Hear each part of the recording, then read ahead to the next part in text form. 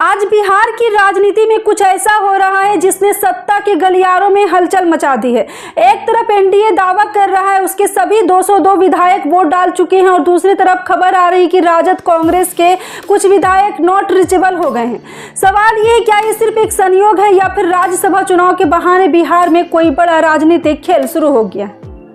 दरअसल आज बिहार की 5 और हरियाणा की 2 राज्यसभा सीटों के लिए मतदान हो रहा है, लेकिन सबसे ज्यादा नजरें टिकी है बिहार पर, क्योंकि यहाँ मुकाबला सिर्फ सीटों का नहीं है, इज्जत, रणनीति और राजनीति तक का है। अब जरा इस तस्वीर को समझिए।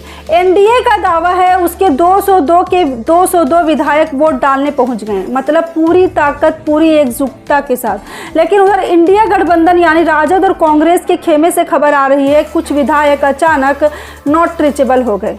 अब आप खुद सोचिए, चुनाव का दिन, वोटिंग का वक्त और विधायक ही गायब। सवाल उठता है, ये विधायक गए कहाँ? क्या फोन बंद हो गया या फिर राजनीति में कोई नया मैनेजमेंट गेम शुरू हो गया? आपको याद होगा, भारत की राजनीति में कई बार राज्यसभा चुनाव सबसे ज़्यादा दिलचस्प होते हैं, क्योंकि यहाँ वोटिंग खुली होती है और क्रॉस वोटिंग का खतरा हमेशा रहता है।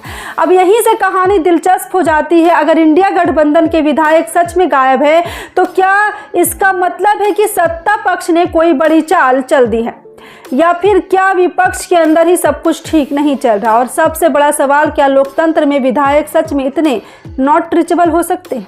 दोस्तों, राजनीति में यह शब्द बहुत ही खतरनाक होता है, नॉट रीचेबल, क्योंकि इसके पीछे अक्सर 2 ही कहानियां होती, या तो विधायक खुद नाराज होते या फिर उन्हें कहीं और व्यस्त कर दिया जाता है।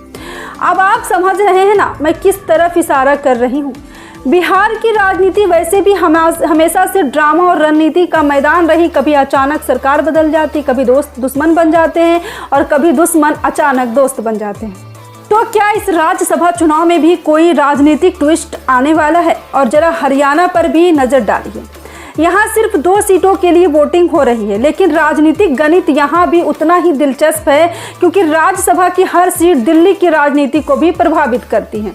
जी हाँ, जितनी सीटें उतनी ताकत, और यही वजह है कि आज पटना से लेकर चंडीगढ़ तक हर राजनीतिक पार्टी की नज़र सिर्फ एक चीज़ पर है, किसका नंबर कितना है।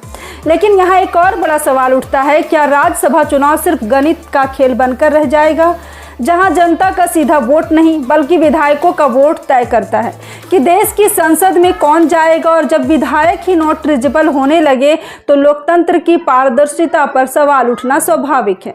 अब जरा आप भी सोचिए, अगर विधायक जनता के प्रतिनिधि हैं तो क्या उन्हें चुनाव के दिन गायब हो जाना चाहिए, या फिर राजनीति में अब सब कुछ नंबर गेम और मैनेजमेंट पर ही चल रहा है?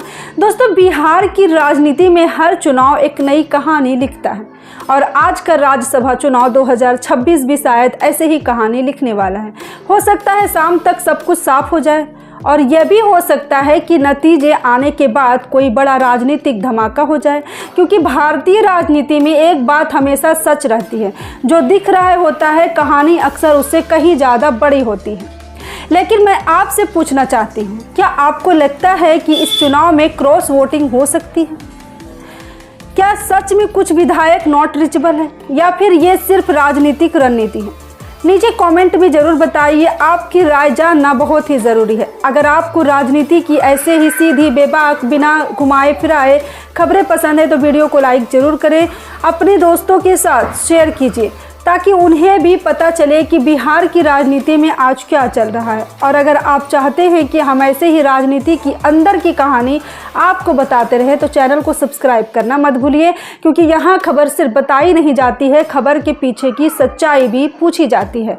और अगर अभी तक आपने हमारे फेसबुक पेज को फॉलो नहीं किया है तो जल्द से जल्द फॉलो कर लें। जय हिंद।